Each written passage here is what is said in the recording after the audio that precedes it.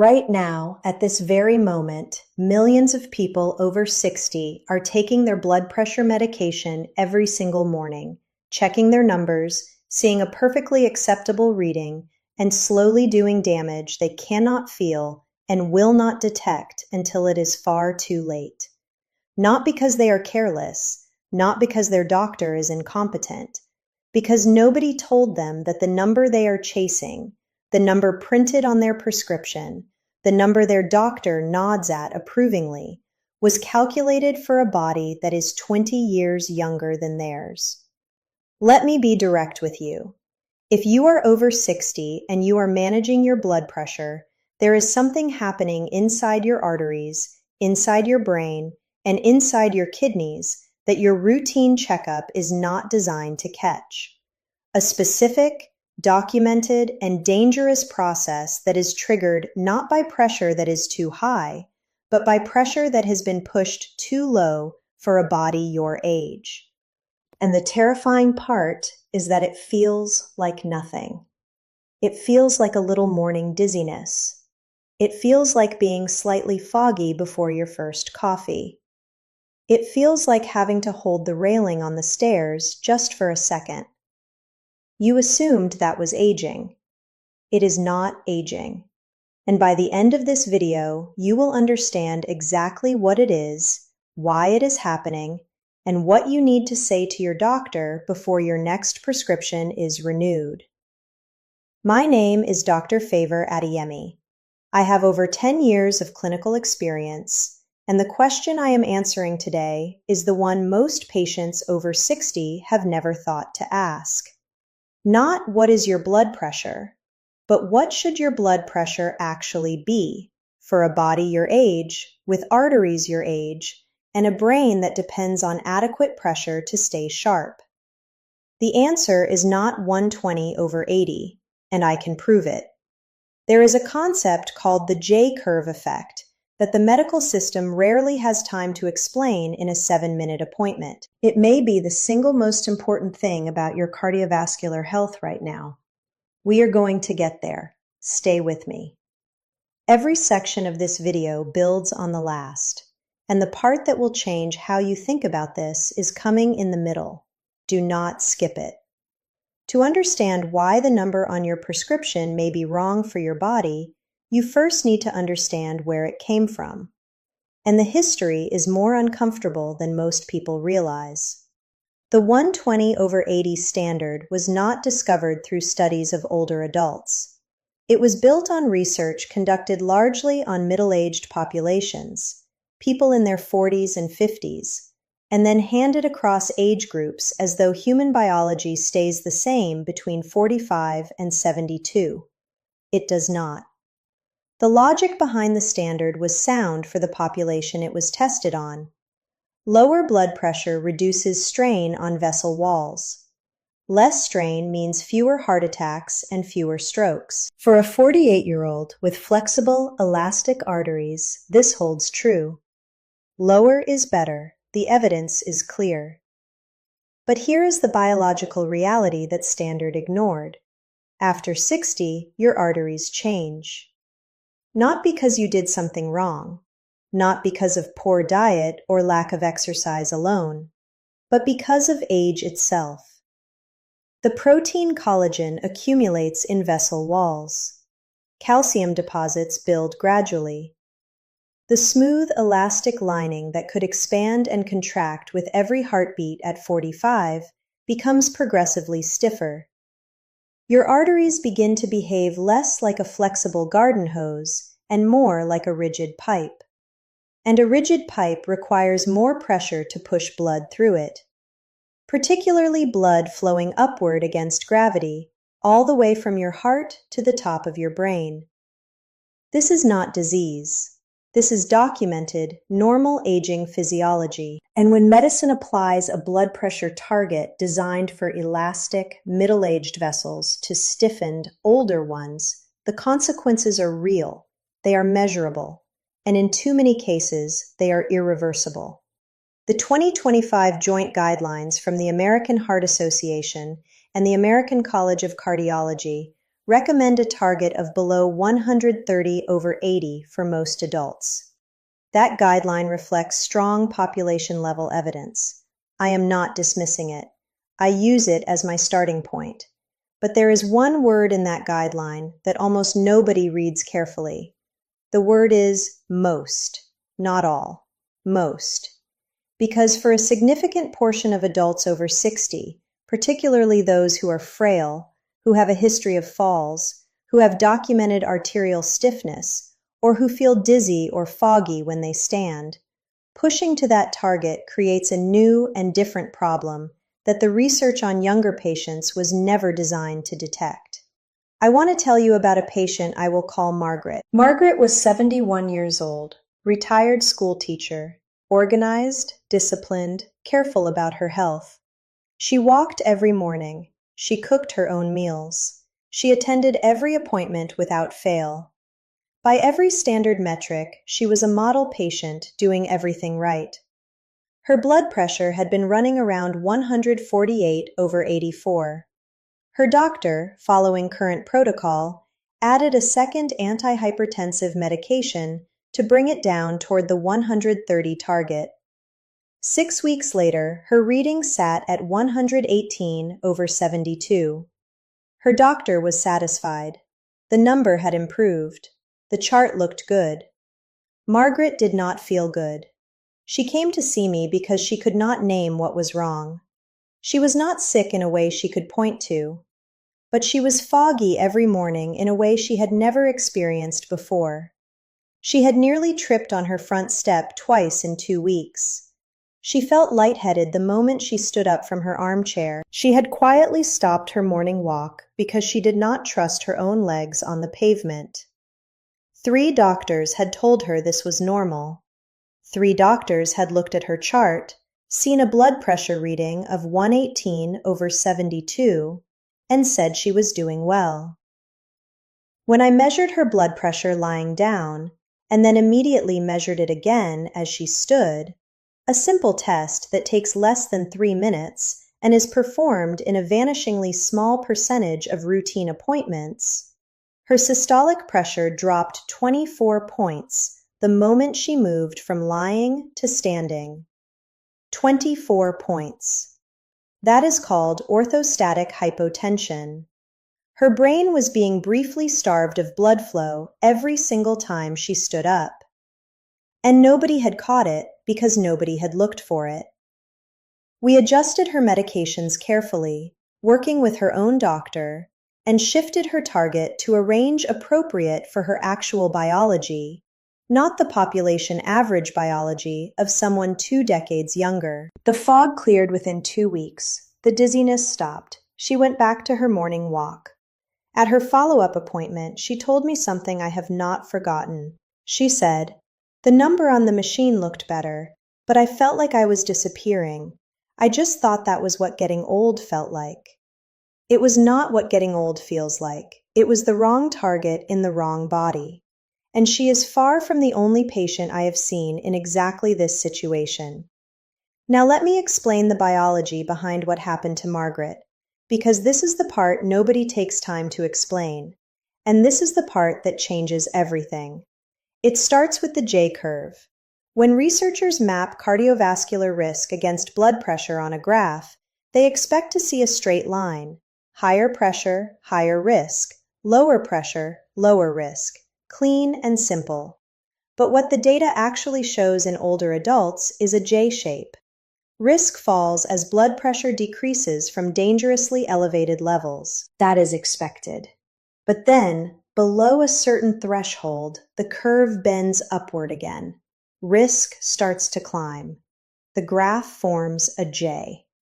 Research published across multiple large studies confirms this pattern. One analysis found that cardiovascular mortality risk associated with low diastolic blood pressure was concentrated specifically in elderly patients over 60. Below 70 millimeters of mercury in diastolic pressure, risk rose meaningfully. The mechanism has been identified and replicated. During diastole, the resting phase between heartbeats, The coronary arteries, which supply blood to the heart muscle itself, receive most of their perfusion. Push diastolic pressure too low, and the heart muscle begins to underperfuse during its own resting phase. Not enough to cause a heart attack today. Enough to accumulate damage quietly over months and years. And this is where arterial stiffness becomes the critical piece that most blood pressure conversations entirely miss. When your arteries are elastic, as they are in younger adults, they act as a buffer. The aorta expands to absorb the surge of blood pushed out by each heartbeat, then recoils to maintain steady pressure between beats. That recoil, that elastic return, is what sustains your diastolic pressure. In stiffened, older arteries, that recoil weakens. The aorta no longer springs back the way it once did. Systolic pressure rises because the rigid walls cannot absorb the surge. Diastolic pressure drops because there is less elastic return to sustain the pressure between beats. The result is a widening gap between the top and bottom number, called pulse pressure, and it is one of the most reliable indicators of vascular aging that exists. Here is why this matters urgently for people taking blood pressure medication after 60. Most antihypertensive medications work by reducing systolic pressure, the top number.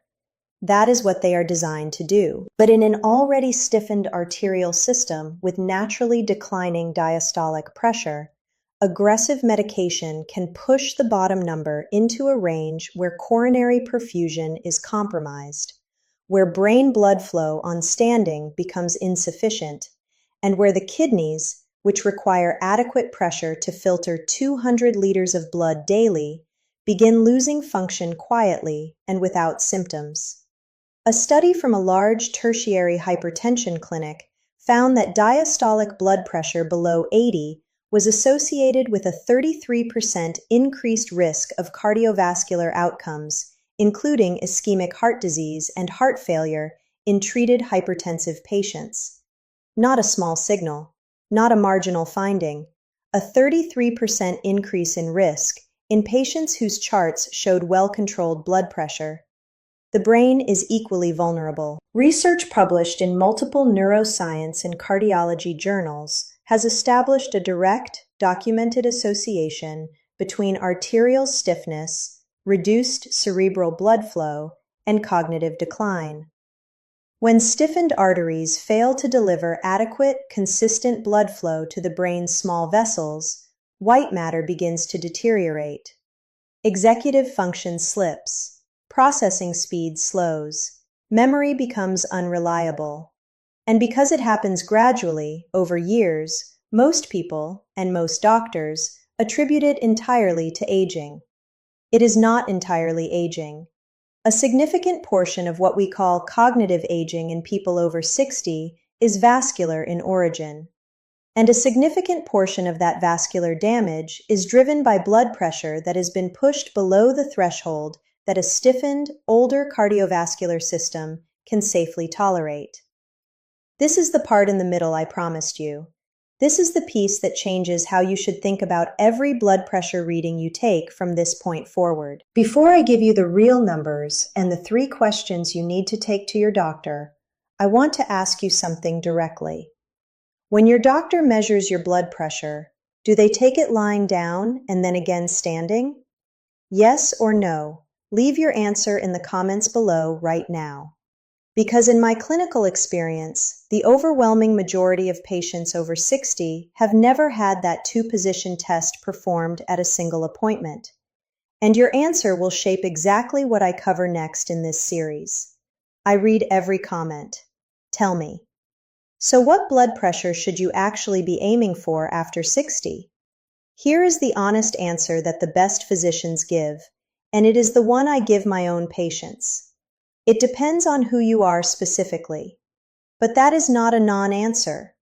It depends on clearly identifiable factors, and once you understand them, you can have an informed conversation with your doctor instead of simply accepting a printed target. For most active, independent adults, age 60 to 75, no significant falls history, no documented frailty, no dizziness on standing, the AHA-ACC 2025 target of below 130/80 is supported by strong evidence. The SPRINT trial, the STEP trial, and multiple large meta-analyses confirm that reaching this target reduces stroke, heart attack, and cardiovascular death in this group. If this is you, that target protects you. Full stop. For adults over 75, or for any adult over 60 who experiences dizziness or lightheadedness on standing, who has had a fall in the past year, who has documented frailty, or who has noticed memory or cognitive changes, the picture becomes significantly more nuanced. The European Society of Hypertension guidelines, which apply age-stratified targets, recommend a systolic range of 130 to 139 for adults aged 65 to 79, and permit a range of 140 to 150 for those over 80 or for frail individuals.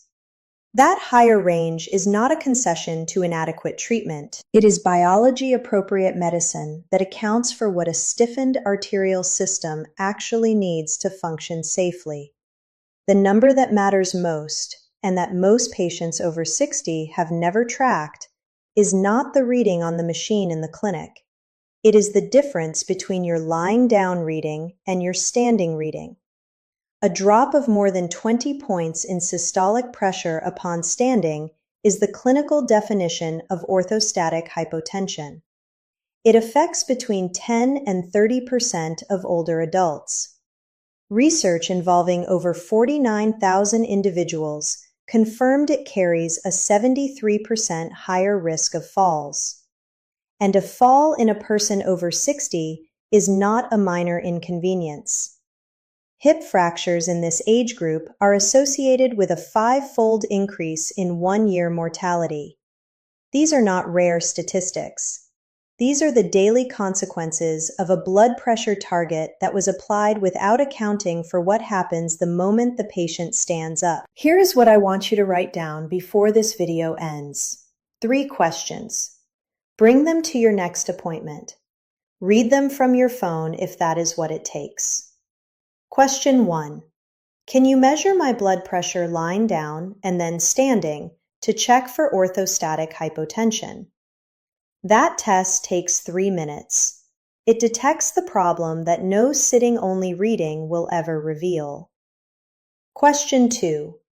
Given my specific age, my arterial health, and my symptoms, what blood pressure range is right for my individual body, not just the population average? This question signals that you understand the nuance. It invites individualized medicine. Any physician worth their qualification will welcome it.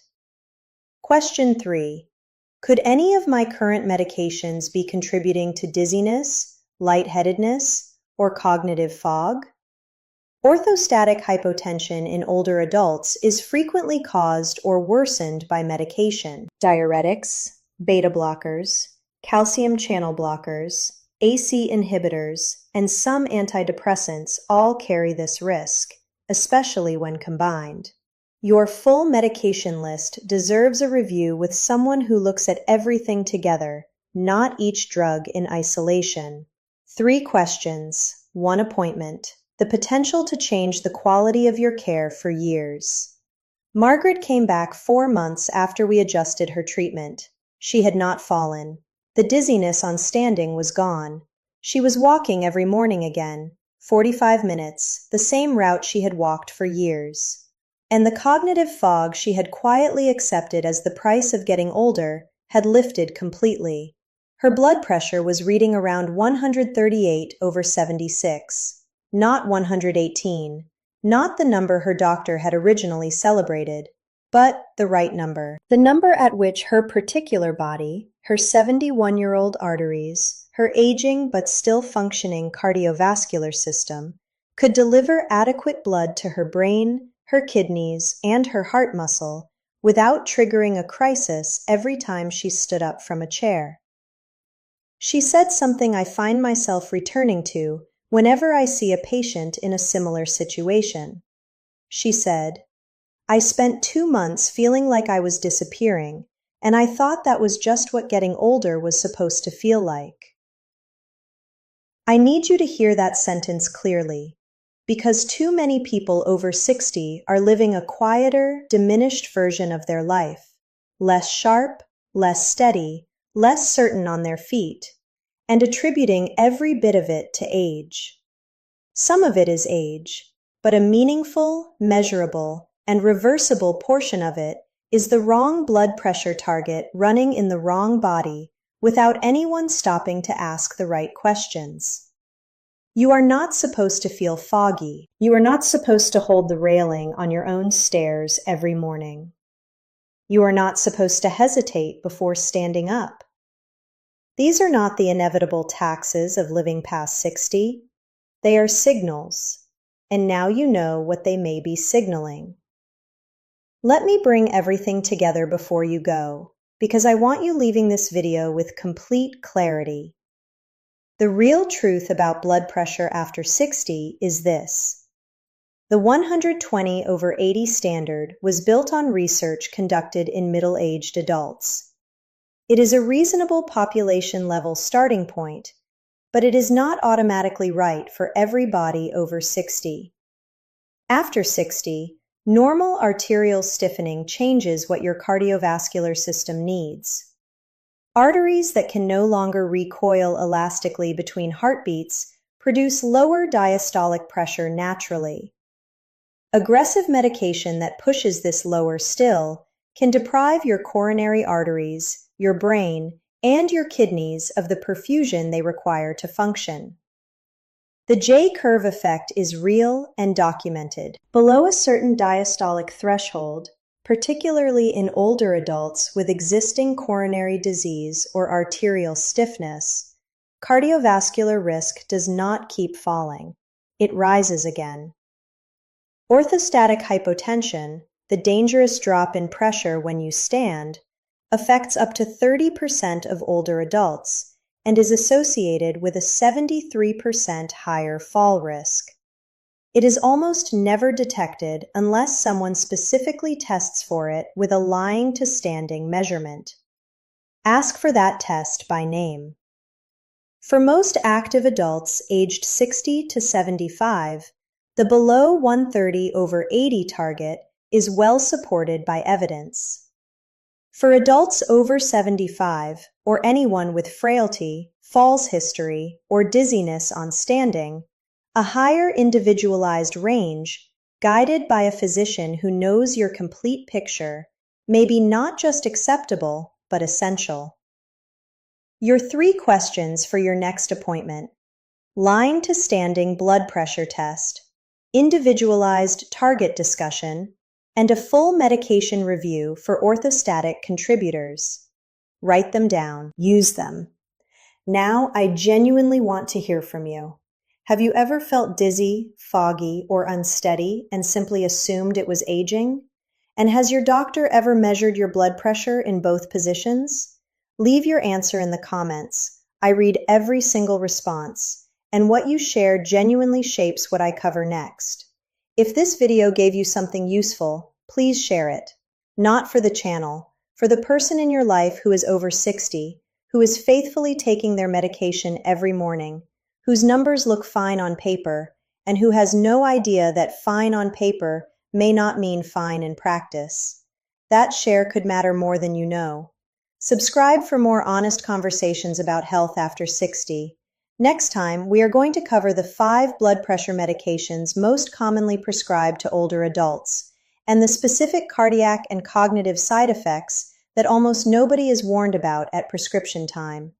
You will want to hear that before your next medication review. One final thing. Everything I have shared today is based on current published research and my clinical experience. Your situation is specific to you. Your medications, your history, your physiology are individual. Do not adjust or stop any medication based on what you heard in this video. Bring these questions to your own physician. That conversation, informed, direct, and without being rushed, is exactly where good medicine begins. I am Dr. Favor Adeyemi. Stay informed, stay empowered, and take exceptional care of the body that has carried you every single day of your life. I will see you in the next one.